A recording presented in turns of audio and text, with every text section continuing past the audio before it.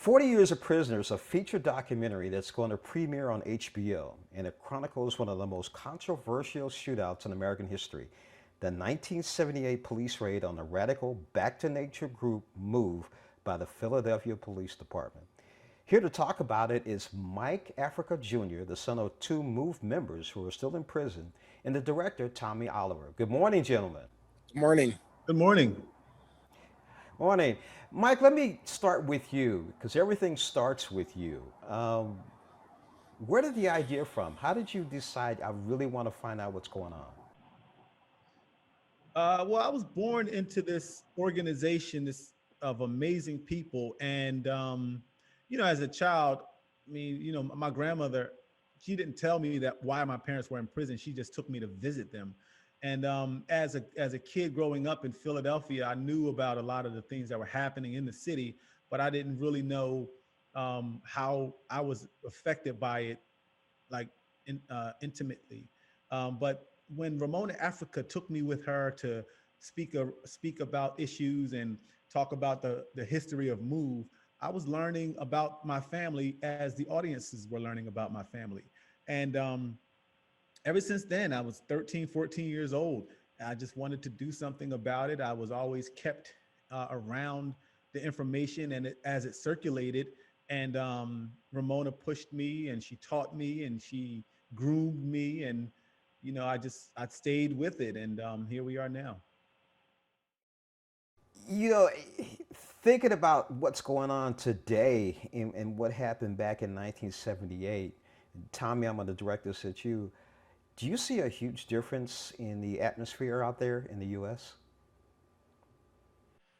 You know, what happened in this film happened 40 years ago, but it very easily could have happened 40 days ago, 40 minutes ago, or 40 days from now. And the things that Move fought against, police brutality, wrongful incarceration, systemic racism, are the same things we're fighting against. And it was one of the things that got me in the beginning, that really struck me, just that understanding that this city, this group, same things. We have so much work to do. We have so much progress ahead of us. And if we don't remember where we've been, we don't remember the mistakes that we made, we are doomed to make them again. Mike, following up on that, where do you see this going? I mean, after people see this documentary, what do you hope to happen? What do you hope to accomplish? I hope it'll spark people and get people to see that there was a horrible injustice that happened. And I hope people will recognize that there are more people that are going through the same thing. As we talk about these things that happened, my parents spent 40 years in prison. Well, there's a lot of people that are in prison right now, specifically Mumia Abu Jamal, who was a journalist at the time of my parents' arrest, who talked about what was happening to my family in the media.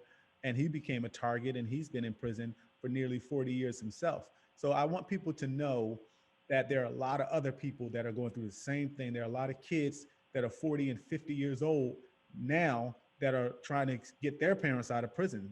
Russell Maroon Schultz and JoJo Bowen and a whole lot of other people. So I hope it makes people take a deeper look at America and the issues that we deal with regularly, and how people need to take steps toward making changes here.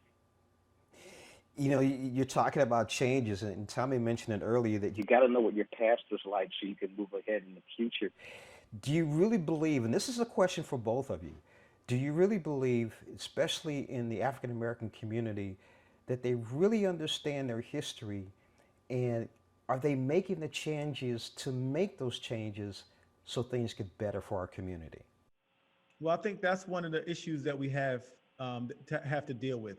When cities take millions of dollars out of the educational system and insert that into the police budgets, and give the police more weapons to kill people with and more ways to enslave people, and they take the resources out of the community and send it directly to the prison systems and build more prisons.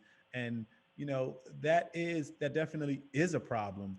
But I also do believe that African Americans have made some tremendous strides in learning their history and trying to get other people to learn too. But we definitely need the help to redirect those resources to the Black community so that we can all get the proper education that we need so that we can advance the proper way. Guys, I really appreciate you joining me on Morning Blend. Mike, I really feel having your parents in prison, it's really interesting. I'm old enough to remember, barely remember the incident itself, uh, but it doesn't seem like things have really changed much. And hopefully this documentary will have people think more and more about it. Mike, Tommy, thank you again so much for joining us on Morning Blend. We really appreciate it. Really going to push people to watch this documentary. Now, hopefully we get some changes out there. That'd be nice. Yes. Yeah. Thank you for having us. Thank you.